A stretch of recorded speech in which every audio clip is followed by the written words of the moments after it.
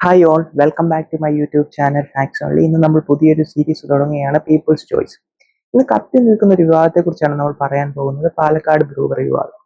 അതിനു മുമ്പ് നമുക്ക് കർണാടകയിലെ ഒരു പ്രശസ്തമായ കമ്പനിയിലേക്ക് പോയാലും, ഹർഷ ഷുഗേഴ്സ്.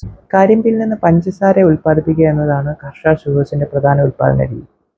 ഈ പഞ്ചസാര ഉൽപ്പാദിപ്പിക്കുമ്പോൾ ഒരു ബൈ പ്രോഡക്റ്റും കൂടി ഉണ്ടാകുന്നുണ്ട്, എഥനോൾ എന്നറിയപ്പെടുന്ന ഈഥൈൽ ആൽക്കഹോൾ. ആൽക്കഹോളിക് ബീവറേജസ് ആയ ബിയർ, വൈൻ, സ്പിരിറ്റ് എന്നിവയുടെ ബേസിക് ഇൻഗ്രീഡിയന്റ് ആണ് എഥനോൾ. അതുപോലെ തന്നെ മറ്റ് വ്യാവസായിക ആവശ്യങ്ങൾക്കും കോസ്മെറ്റിക് പ്രൊഡക്ട്സിനും ഒക്കെ യൂസ് ചെയ്യുന്ന ഒരു ഐറ്റമാണ് എഥനോൾ. ഹർഷ ഷുഗേഴ്സിന്റെ മാനേജ്മെന്റിലേക്കൊന്നും കൂടി നമുക്കൊന്ന് പോകാം. അവർ വെബ്സൈറ്റ് പ്രകാരം കർണാടക വനിതാ ശിശുക്ഷേമ വകുപ്പ് മന്ത്രി ലക്ഷ്മി ആർ ഹെബാൾക്കർ ആണ് അതിന്റെ ചെയർപേഴ്സൺ. ഹർഷ ഷുഗേഴ്സിന്റെ മാനേജിംഗ് ഡയറക്ടർ ബൽഗാവി MLC ആയ ചന്നരാജ് പി ഹട്ടിഹോളിയ. അതുപോലെ തന്നെ അതിന്റെ ഡയറക്ടർമാരിൽ ഒരാൾ Karnataka youth Congress vice president ആയ മൃണാൽ ഹെബാൾക്കർ. നമ്മൾ എന്തിനാണ് ഈ ഹർഷ ഷുഗേഴ്സിനെ കുറിച്ച് ഇവിടെ പരാമർശിച്ചത്? 2 ദിവസം മുന്നേ MP രാജേഷ്, അതായത് നമ്മുടെ കേരളത്തിന്റെ എക്സൈസ് മന്ത്രി MP രാജേഷിന്റെ വാർത്താ സമ്മേളനത്തിൽ MP രാജേഷ് ആ ഒരു കാര്യം ഉന്നയിച്ചു. ഇവിടുത്തെ പ്രതിപക്ഷം സമരം ചെയ്യുന്നത് ഈ ഹർഷ ഷുഗേഴ്സിനെ സംരക്ഷിക്കാൻ വേണ്ടിയാണ്. കാരണം ഹർഷ ഷുഗേഴ്സ് ദശലക്ഷക്കണക്കിന് സ്പിരിറ്റാണ് ഓരോ വർഷവും കർണാടകയിൽ നിന്ന് കേരളത്തിലേക്ക് കൊണ്ടുവരുന്നത്. നമ്മുടെ പാലക്കാട് എലപ്പുള്ളിയിൽ ഒരു പുതിയ ബ്രൂവറി വരികയാണെങ്കിൽ ഈ കൊണ്ടുവരുന്ന സ്പിരിറ്റിന് കുറവുണ്ടാവുകയും തന്മൂലം ഹർഷ ഷുഗേഴ്സിന്റെ ലാഭത്തിൽ വൻ ഇടിവ് രേഖപ്പെടുത്തുകയും ചെയ്യും.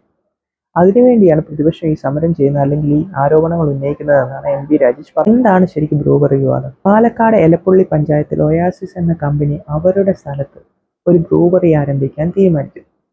അതിനുവേണ്ടി സർക്കാരിലേക്ക് അനുമതിക്കായി അപേക്ഷിക്കുന്നു. സർക്കാർ അനുമതി നൽകുന്നു. സർക്കാർ ടെൻഡർ നടപടികൾ പാലിച്ചില്ല എന്ന് ആരോപിച്ചായിരുന്നു പ്രതിപക്ഷത്തിന്റെ ബഹളം. കേരളത്തിൽ 10ഓളം ഡിസ്റ്റിലറികൾ പ്രവർത്തിക്കുന്നുണ്ട്. അതിൽ 7 എണ്ണവും UDF സർക്കാരിന്റെ കാലത്താണ് അനുമതി നൽകിയത്. ഈ 7 എണ്ണം അനുമതി നൽകുമ്പോൾ ടെൻഡർ നടപടികളൊന്നും പാലിക്കാതെയാണ് കൊടുത്തിട്ടുള്ളത്. കാരണം ടെൻഡർ നടപടിയുടെ ആവശ്യമില്ല, അതൊരു സ്വകാര്യ വ്യവസായമായതുകൊണ്ട് തന്നെ ടെൻഡർ നടപടിയുടെ ആവശ്യമില്ല. ഈ വസ്തുത മറച്ചു വെച്ചുകൊണ്ടാണ് പ്രതിപക്ഷം ആദ്യമായി ഈ ആരോപണം ഉന്നയിക്കുന്നത്. ഈ ആരോപണം പൊളിഞ്ഞതിന് ശേഷം അവരുടെ അടുത്ത ആരോപണമായിരുന്നു ഈ വ്യവസായം ഭൂഗർഭ ജലചൂഷണം നടത്തുന്നു എന്ന് പറഞ്ഞു.